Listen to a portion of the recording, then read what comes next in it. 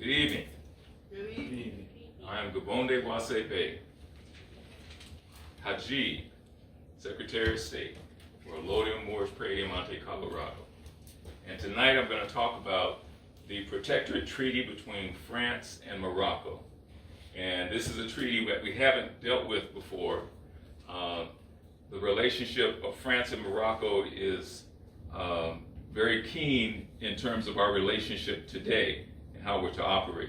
We spent most of our time dealing with Moroccan treaties as they relate to the United States, as it relates to Britain, and so forth, but we haven't dealt with the treaties as it relates to France, especially under protectorate status. So we're going to go through this treaty, the Protectorate Treaty between France and Morocco. It was signed at Fez on March 30th, 1912.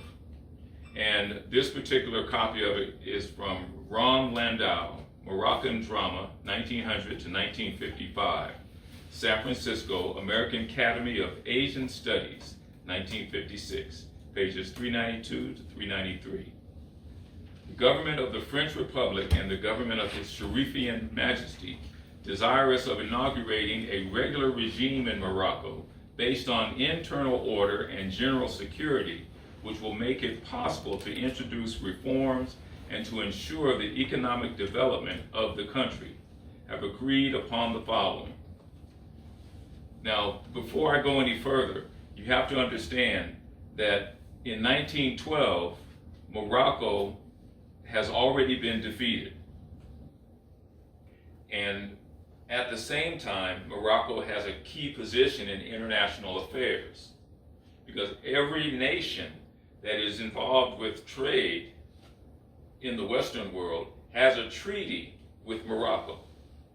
France, Great Britain, Spain, Portugal, the Netherlands, Germany, and many, many other countries. They all have treaties, and those treaties go back and they're still in force. And so when Morocco began to lose its primary status in the world, that happened around 1850, 1860, then other measures had to be taken to shore up those relationships, those contracts, so that the international standing of those nations could also be shored up. So, Article 1, the government of the French Republic and His Majesty, the Sultan, have agreed to establish in Morocco a new regime comprising the administrative, judicial, educational, economic, financial, and military reforms which the French government may see fit to introduce within the Moroccan Empire or Moroccan territory. The regime shall safeguard the religious status, the respect, and traditional prestige of the Sultan, the exercise of the Mohammedan religion, and of all religious institutions, in particular those of the Habus. It shall include the organization of a reformed Sherifian Majesty. The government of the Republic will come to an understanding with the Spanish government regarding the interests which this government derives from its geographical position and territorial possessions on the Moroccan coast. In like manner, the city of Tangier shall retain its recognized distinctive characteristic, which will determine its municipal organization. Okay, so this is basically just telling you what this treaty is about.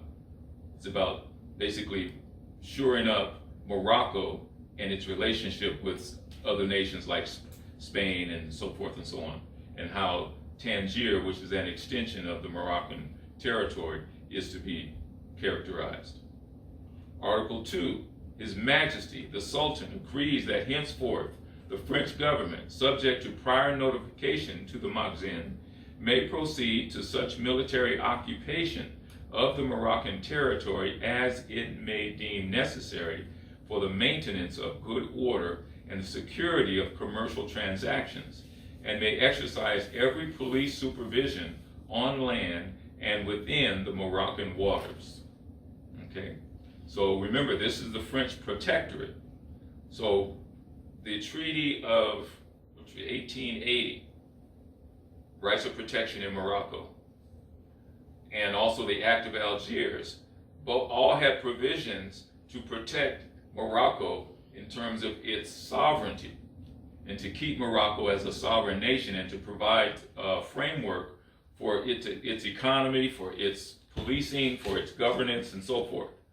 So in order to assure that, France has come in and has this treaty with Morocco as a protectorate to protect, allegedly, Morocco's interests, but also to give France the opportunity to use the territory to make sure that commerce and trade is not interrupted.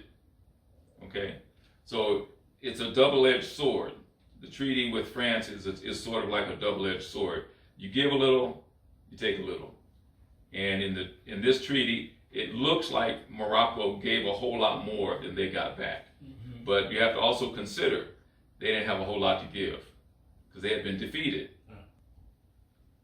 United States, Britain, Spain, France, they were defeated. When we go into our next topic, you'll understand why this is important. The term post-millennium comes into play because they had to be restored to their status, you see. Okay, Article 3. The government of the Republic pledges itself to lend constant support to his Sherifian Majesty against all dangers which might threaten his person or throne or endanger the tranquility of his states. The same support shall be given given the heir to the throne and his successors. So, in exchange for Morocco being able to come in and exercise military action, France being able to come in and exercise military action to protect commerce, then they also pledge to protect the sovereignty of Morocco. So you have to give and to take. Okay. Article 4. Such measures as the new regime of the Protectorate may require shall be established by decree upon the proposal of the French government by his Sherifian Majesty or the authorities to whom he may have delegated his power. The same procedure shall be observed in the matter of new regulations and of modifications of the existing regulations. So this has to do with the Protectorate requiring certain things, and those changes, administrative or whatever, shall be established by decree, not coming from the French government, but coming from the Sherifian Majesty. But they're on the proposal from the French government. Okay, so the French government comes in and says, this needs to take place to shore this up and to do this, and so that these things are protected. So you need to make a decree that this is the case. Okay.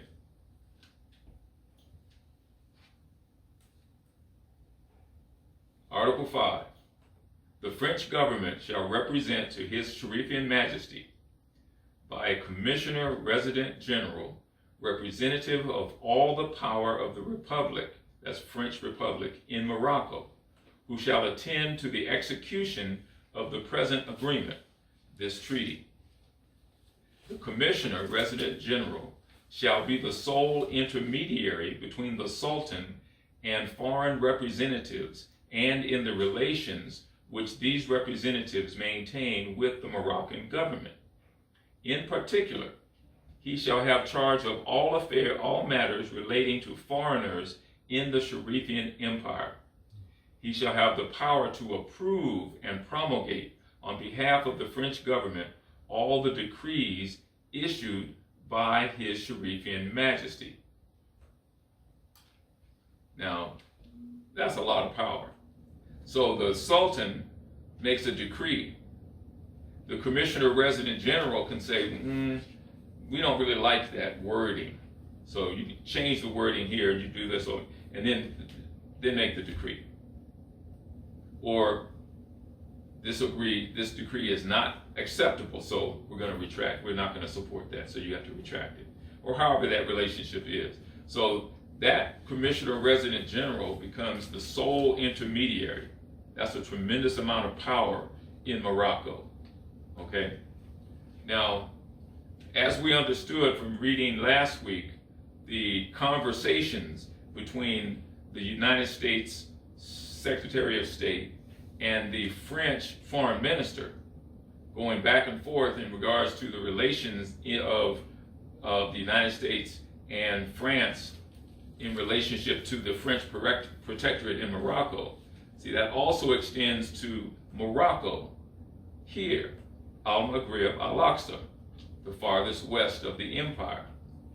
So when you look at this, it's no wonder that the United States went through a great effort to reclassify all Moors as black, colored, and Negro, and insists on still doing so.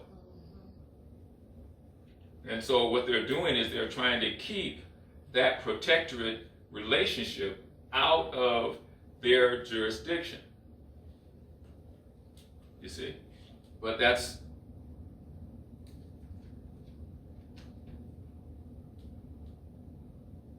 history has a way of coming around.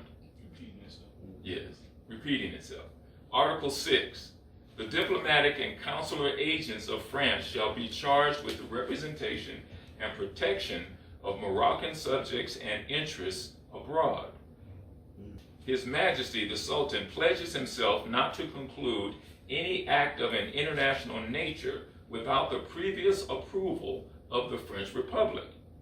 So the Sherifian Majesty, the Sultan, cannot do anything in terms of foreign relations unless they have the French consul by their side. That doesn't mean they can't. That doesn't mean they can't act. It doesn't mean they can't engage. It doesn't mean they can't engage in trade or treaties even. But the French protectorate is there to make sure that their interests in Morocco are protected. Okay. Article 7. The government of the French Republic and the government of His Sherifian Majesty reserve unto themselves the right to determine by mutual agreement the basis of a financial reorganization which, while respecting the rights conferred upon bondholders of the Moroccan public loans, shall make it possible to guarantee the commitments of the Sherifian treasury and to collect regularly the revenues of the empire. So the French protectorate also becomes the treasurer. They collect the funds. They manage where the funds go, and they help organize the financial and economic system of Morocco. So this treaty is like multi-tentacled into Morocco. Remember, Morocco had been defeated 50 years before. And the Treaty of 1880, the right of protection in Morocco, and the Act of Algiers were setting things in place so that Morocco would not collapse. Because the nature of some of those treaties is such that if those treaties collapse, then those parties have no standing to do certain things. The United States, if the Treaty of Peace and Friendship were to end, the United States, people who are United States citizens would have to come under some other authority, because the United States would have to go somewhere else. It wouldn't have authority to stay on the land of Morocco. Now, there's been a tremendous amount of obfuscation over the years that people don't understand the relationship, that this is the Maghrib, and that the Moroccan Empire didn't die when they created the Kingdom of Morocco. It went dormant. With the rise of Bologna, Moorish Prey, Monte Colorado, AMPAC, a provincial state government under the existing and pre-existing sovereignty of the Moroccan Empire, it's like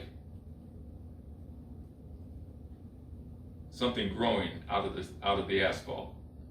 You see, we're breaking through, and that's what's happening. Article 8. His Sherifian Majesty declares that in future he will refrain from contracting, directly or indirectly, any public or private loan, and from granting in any form whatever any concession without the authorization of the French government. So he's constrained. That doesn't mean he can't. He just has to get permission. You see. Now, sometimes permission is not a bad thing when it's for your best interest, when it's for your protection. And then on the other hand, getting permission can be a bad thing when the person giving permission has ulterior motives. So we just don't know what all those motives are, what those intentions are. We've been considering it since day one. Okay, Article 9. The present treaty shall be submitted to the government of the French Republic for ratification, and the instrument of the said ratification shall be handed without delay to His Majesty the Sultan. In faith whereof the undersigned have drawn up the present act and have affixed their seals thereto. Fez, March 30, 1912, 11 Rabia, 1330. That's the end of the treaty. So it's a short treaty, but it's very, very comprehensive because there's such a wrap on Morocco. French protectorate on Morocco is like a wrap. It's like, okay, we're going to tie you up, but we're not going to tie you up so you can't move, but we're going to tie you up so you don't fall apart. You see? Okay. Well, that concludes our reading of the treaty. We'll be reading it again, going over it as things come about. After we go study more of the history, we'll come back to the treaty and look at both of them together and see what happened with the dissolution of Morocco and becoming the Kingdom of Morocco, and then how that affects the treaty and where that treaty is today